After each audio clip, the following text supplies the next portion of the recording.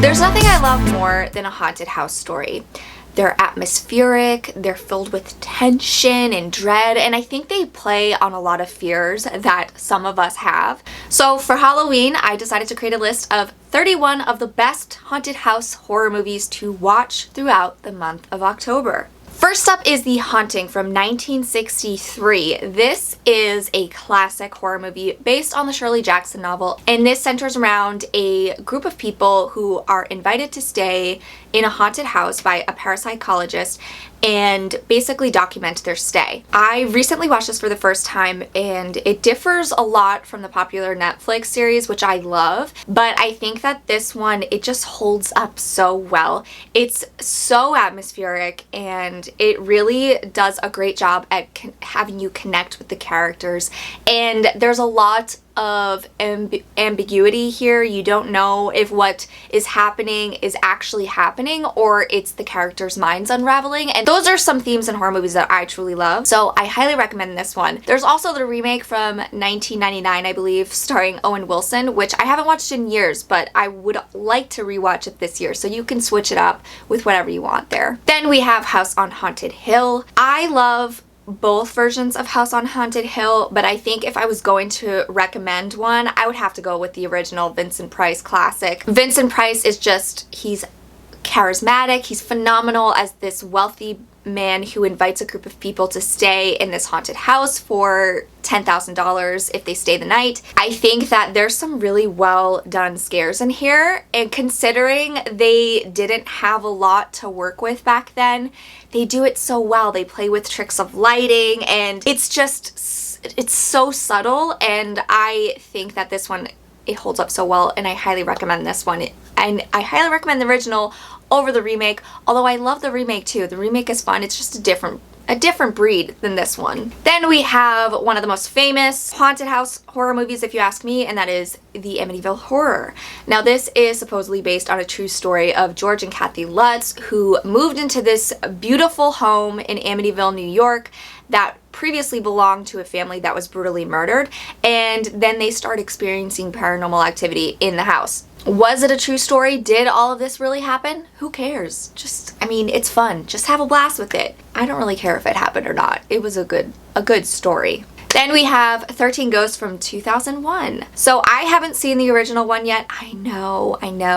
I do plan to watch the original sometime this season, but the remake really just holds a special place in my heart. This one scared the crap out of me when I was younger. I just connected with it so much. So this focuses on a family who inherits a home from their wealthy uncle, and it's creepy and it's made of glass and there's ghosts in the basement. What more do you need to know? Then we have Poltergeist. You can't bury a home on an Indian burial ground, especially in horror movies, and that is basically the moral of the Poltergeist film. So this centers around the Freeling family who move into this beautiful home, and then they start experiencing paranormal activity that slowly increases in dangerousness over the course of the film. This is a classic. It has so many memorable moments and lines, and if it did not give you a fear of clowns and dolls when you were little, I don't know how, because this scared the shit out of me when I was little. Then we have The Changeling, which stars George C. Scott as a music composer who moves into a creepy mansion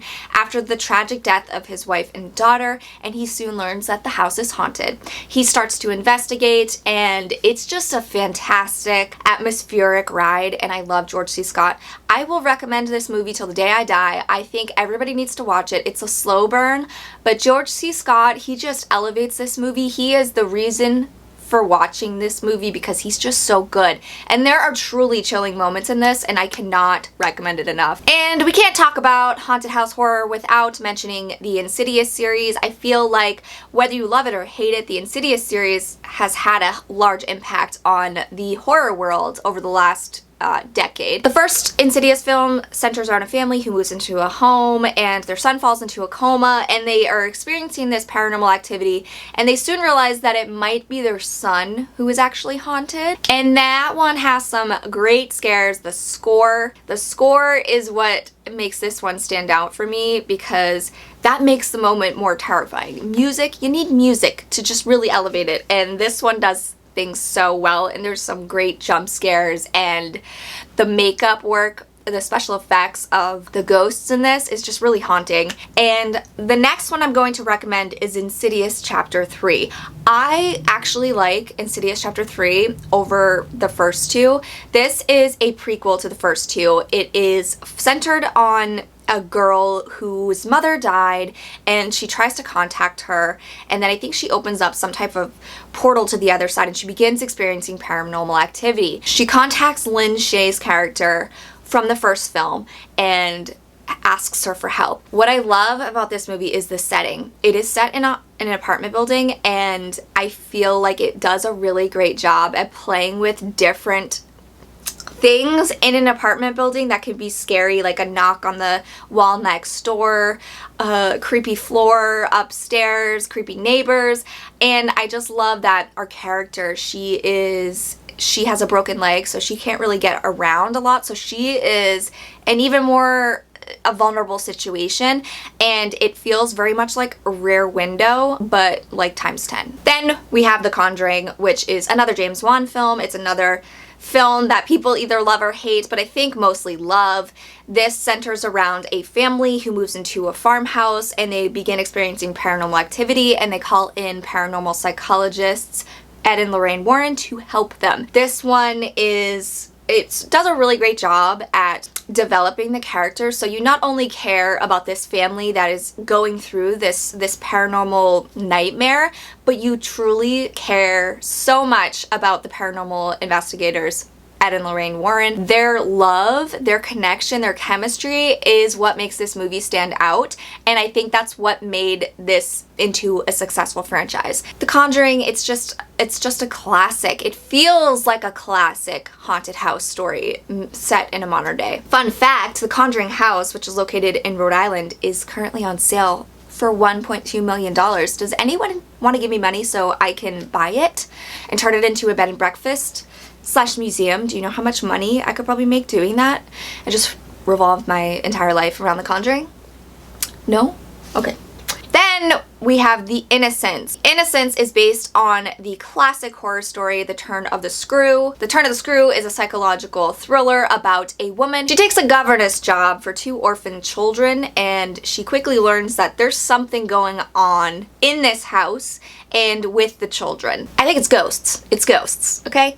I have not seen this one, so this will be a first time watch for me. The Haunting of Bly Manor on Netflix, which was season 2 of The Haunting of Hill House. This actually focused on this story. So I am familiar with the story. It's been adapted several times, but I think that this one is highly rated, and I want to check it out, and I think you all should too. Then I have to recommend Ju-On the Grudge. So this one came out during the J-horror boom, and while I love the American remake so much, it terrified me when I was younger, and I love Sarah Michelle Gellar, and I love the whole American in a international setting where she doesn't know the language. I loved that whole element of the story. I think it made it more terrifying. I do think that if I had to choose between the two, I would have to recommend the original because it's original. This centers around a house that is haunted by a vengeful spirit that basically will haunt anybody who enters the home. Like, you enter this home, you're fucked. You cannot escape this ghost, and that's terrifying. That is absolutely terrifying. Because how many times have you entered a place not really knowing what's the deal, and then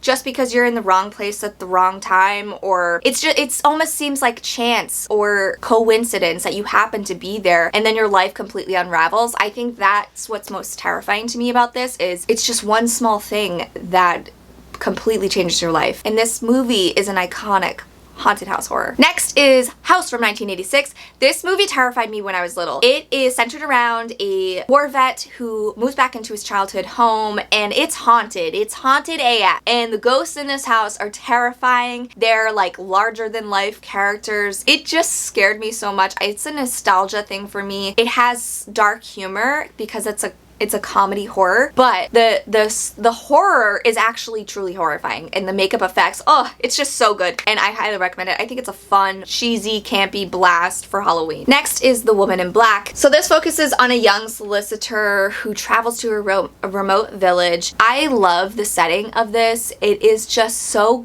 gothic and just so dense with just atmosphere and dread, and it just has everything I love about a haunted house story. And I also love that it stars Daniel Radcliffe. This was Daniel Radcliffe's first role post Harry Potter, so I remember when this came out, it was a big deal seeing him in kind of an adult role. I love the film for that as well, just like there's just this nostalgia about it, and I think Daniel Radcliffe does a great job in this. I think it's a perfect gothic horror story, and it's sad, and it's just rich in atmosphere, and the setting is just gorgeous. Then we have Paranormal Activity. Paranormal Activity is iconic. It did so much with so little, and I think that you can't make a haunted house list without mentioning that film. I think what they did with so little, it's so subtle. They accomplished so much. So this centers around a couple who begin recording their house because they are experiencing paranormal activity, and it just unravels to this crazy mystery / haunting. And when I first saw this movie, it absolutely terrified me. I loved the couple. I connected with them. I felt like they felt real. That's the thing. It felt real. Like you were really peeking into this couple's life.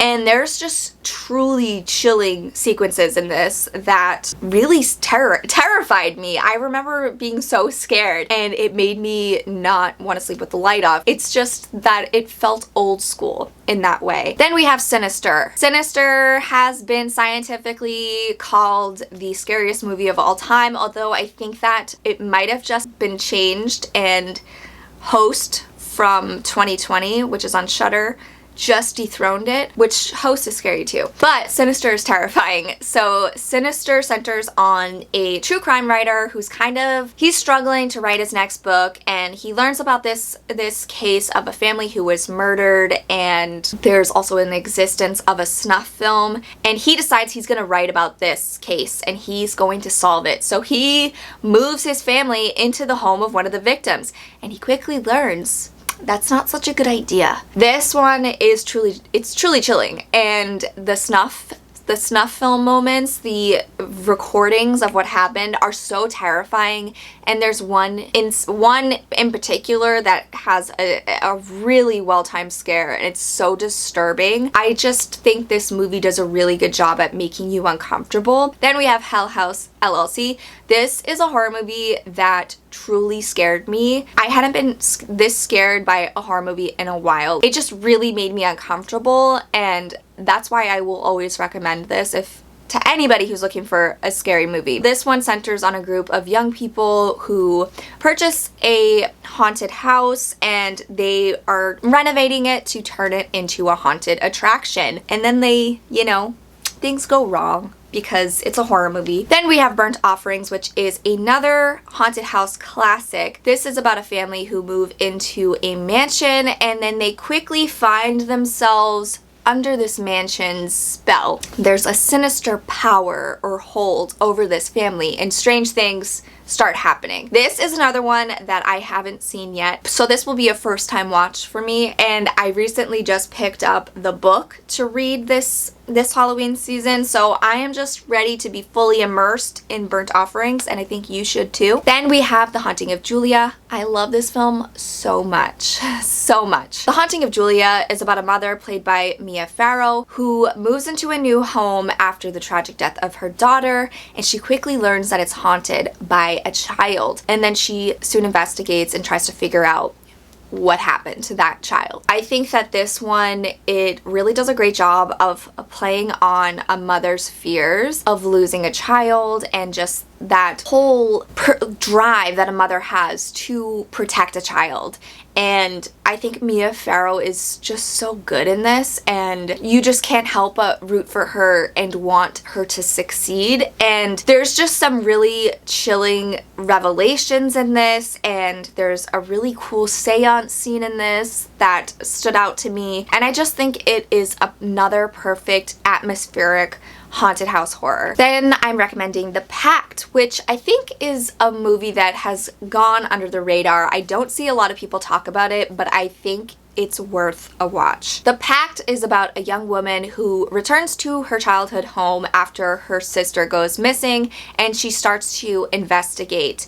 She begins experiencing strange activity around her house, and she thinks it might be haunted. This is a dark mystery with some truly terrifying moments. Next is The Haunting in Connecticut. This is supposedly based on a true story about a mother who uproots the lives of her family after her son's cancer diagnosis so they can be closer to his cancer treatment. So they move into this home in Connecticut that used to be an old funeral parlor, and then they start experiencing strange paranormal activity, as you would expect moving into an old funeral parlor. I'm not gonna say I wouldn't move into an old funeral parlor because that would be a selling point for me, TBH. I would love it. I wouldn't like to be haunted, but I would like to see a little, a little ghost action while I'm having my morning coffee. But at night, I would just appreciate the respect to leave me alone, So, but I don't think it works that way. I don't think ghosts and hauntings work that way. But anyway, I don't remember loving this one, but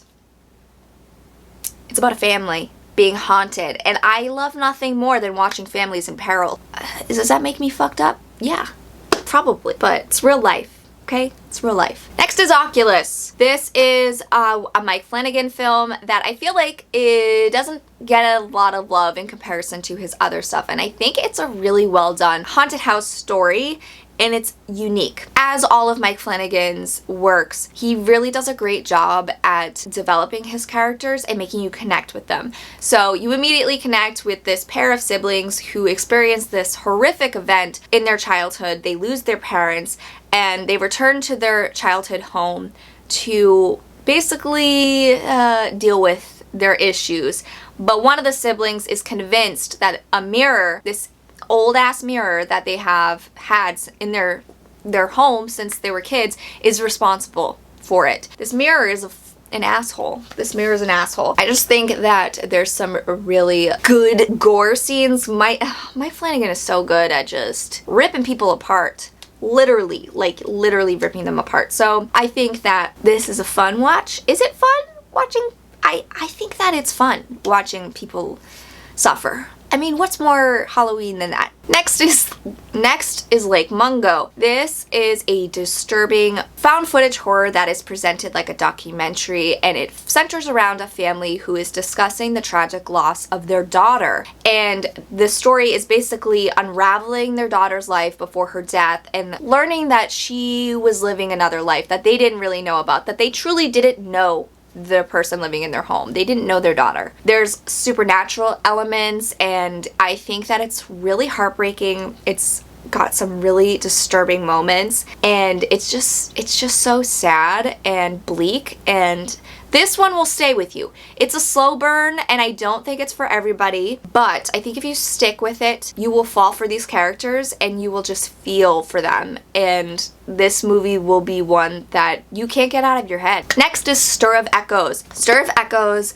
came out the same time as The Sixth Sense did, and it kind of fell under the radar because of that. The Sixth Sense blew up, and Stir of Echoes suffered from that greatly, and that makes me sad because Stir of Echoes is so good. Stir of Echoes centers around a skeptic man played by Kevin Bacon who he lets his sister-in-law put him under hypnosis, and then he starts experiencing paranormal phenomena. He starts seeing a ghost, and he is trying to unravel the mystery behind it, and I think this is so good. It is so tense, and Kevin Bacon is fantastic. Like, he is in everything. The music is great. It's just, I love it. I just think that that Stir of Echoes needs more love, and so does Kevin Bacon, because he is fine in Stir of Echoes. I think he's shirtless at one point. So you can thirst for Kevin Bacon and also be very afraid of ghosts. I'm gonna recommend We Are Still Here. So this is a chilling ghost story about a family that moves into a home that basically needs a sacrifice every 30 years. So what could go wrong there? Everything can go wrong. Next is Housebound. This is a New Zealand horror comedy about a troubled woman who is put under house arrest with her estranged mother, and she soon realizes there's some spirits lurking in the walls of her home. And it's a good fun ride. Then we have The Legend of Hill House. This will be another first time watch for me. I have not seen this, obviously. This is based on the Richard Matheson novel of the same name, and it centers on a couple who are paranormal researchers, I think, and they invite other individuals to stay in this house overnight and study it. And it used to belong to a serial killer. So I can imagine things are gonna go wrong. Then I'm recommending What Lies Beneath. This is an early 2000s psychological thriller starring Michelle Pfeiffer as a woman who begins to think that there's something going on in her home. She is seeing things and paranormal things. She thinks there's a ghost. She's convinced that the ghost is trying to talk to her. And she starts investigating. And I think this one has some really, really chilling moments. And Michelle Pfeiffer is fantastic. Like, I wish Michelle Pfeiffer would do more horror because she is excellent in this. You just love her energy in this. She is just giving it her all. I think it's a really well done mystery. And it plays on a lot of real life fears that can occur in a marriage, I would say. Then we have The Sentinel. This centers around a beautiful model who moves into an apartment building that is basically haunted. And the ghosts in this place are scary as hell. This one it's so uncomfortable at times. Like, there's really uncomfortable moments when she's meeting her neighbors. Like, they're weird and the whole thing is just so claustrophobic to me. And I think that the ghosts in this are terrifying, and I think the reveals of the ghosts is even more terrifying, and I just think that this is a classic that needs to be on everybody's watch list. And lastly, The Orphanage. So The Orphanage centers around a woman who, she was adopted. She has fond memories of her orphanage where she grew up. So she and her husband buy an orphanage to renovate it, and her son goes missing. And then she begins to start experiencing paranormal activity. She thinks it's related to the disappearance of her son. And I have never seen this movie. I know. So this is going to be a first time watch for me. I've heard it's very heartbreaking and emotional, and I want to cry some more this month, you know? So it's on my list, finally. So if things look different, that's because they are. I forgot to include 2 movies on the list, and I am back to provide those 2 additional movies. So one of the movies I left off the list is The House of the Devil. This is the slow burn Thai West horror movie about a cash-strapped young college student who takes a random babysitting job that she quickly learns is not what it appears to be. This one is very atmospheric and filled with dread, and there's so much tension, and the soundtrack, the performances, it feels like it's a product of the 80s, but it was actually made in modern day, so it has a very nostalgic feel to it, and I love it. The other movie I forgot to mention is The Others. The Others is a gothic horror ghost story about a mother who has 2 photosensitive children, and she believes that her house is experiencing paranormal activity, or it's being haunted, and that it's affecting the children. And that's all I'm gonna say. And there you have it. There are 31 haunted house horror movies to watch throughout the month of October. Let me know which movie on this list is your favorite and what haunted house horror movies you recommend if I missed any on the list. And yeah, happy Halloween, guys. I'll catch you next time. Bye.